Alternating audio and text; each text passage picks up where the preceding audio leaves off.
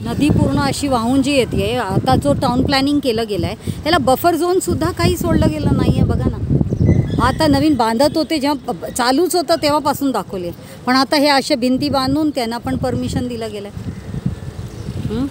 नदीची जागा सोडली कुठे है ना,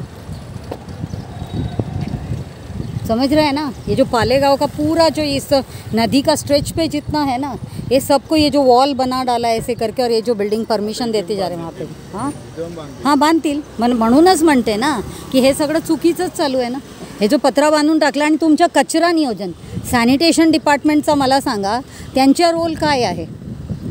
पूर्ण कचरा आतापर्यंत तुम्हाला दिसलं पूर्ण रोडवरून की किती कचरा आहे, मग काय उपयोग आहे सांगा.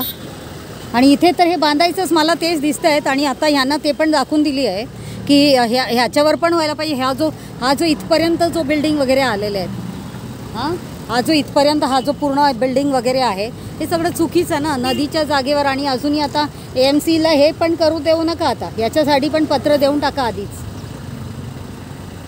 तहसीलदारकडनं येऊ द्या. हा जो पत्रा लावून टाकलं गेला आहे ना इथे सुद्धा बिल्डिंग परमिशन वगैरे दिलं गेलं असणार. नाही तर हा कसं प्रकारचा हा वॉल बांधला जातो, हा कोणी बांधलं आहे. नदीच्या पात्रात कसं काय असा वॉल बांधला जातो आहे.